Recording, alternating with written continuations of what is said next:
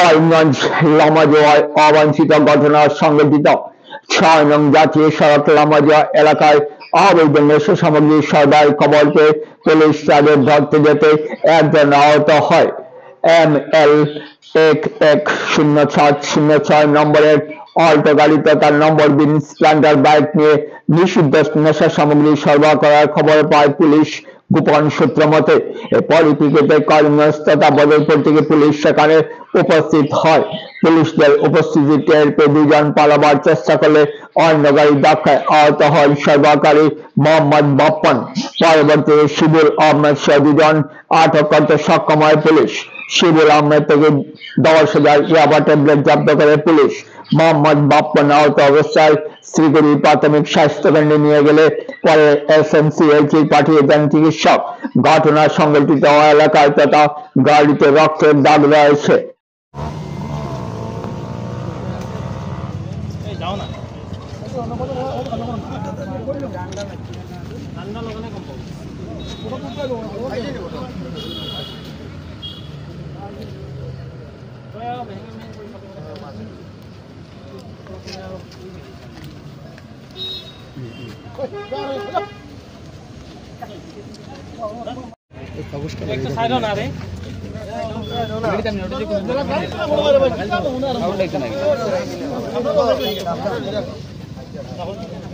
কাগজটা খুলে দাও, কাগজটা খুলে দাও।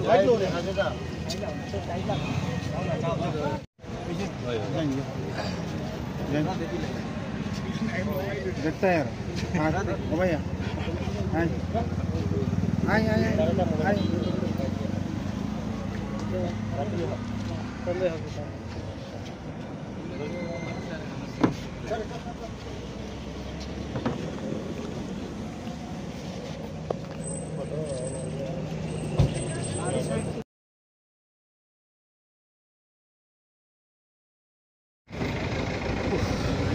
লাগে না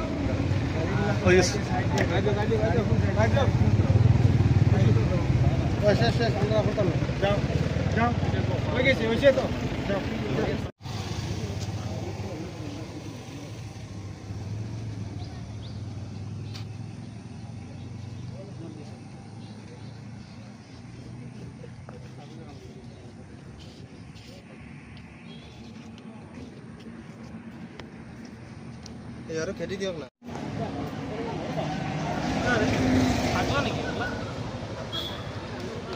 একজনক আটাইছিল গাড়ীটো এল্টোটো। তাৰ পাছত মানে বিডিবিত মই ফোন কৰিলোঁ। মই ভিডিঅ' মেম্বাৰ 1 নম্বৰ ৱাৰ্ডৰ বদৰুদ্দিন সেৱা আহিছে আৰু ষ্টাৰ্ট কৰি জিনিস কৰিছে। কিন্তু লামাজোৱাৰ ঘটনা লামাজোৱাৰ NH-37 কথা হৈছে, কিন্তু মালটো যাৱা আছিলে হয় ত্ৰিপুৰা বা আগৰতলা। ইয়াতে মানে লুকাইছে। কি আছিল এইটোতো টেবলেট পোৱা গৈছে। মানুহ কেইজন ধৰিলে তেওঁলোকে? মানুহটো একজন মই দেখিছোঁ। বেলেগজন বেলেগতো ক'ব নোৱাৰে, মই একজন দেখিছোঁ। ইয়াতো তেজ দেখা পাইছোঁ। ইয়াতে কি এক্সিডেণ্ট হৈছিল? এক্সিডেণ্ট দেখা নাই।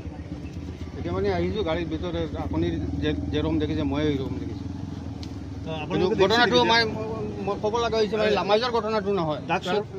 লামাজোৱাৰ ড্ৰাগছ ধৰিছিল।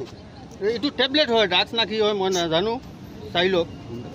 আপুনি দেখা পাইছে এই বস্তুটো মই মোৰ জিন্দগীত প্ৰথম দেখিছোঁ। আমি আপুনি নিজে উইটনেছ দিছে, আপুনি নিজে নাজানো নেকি?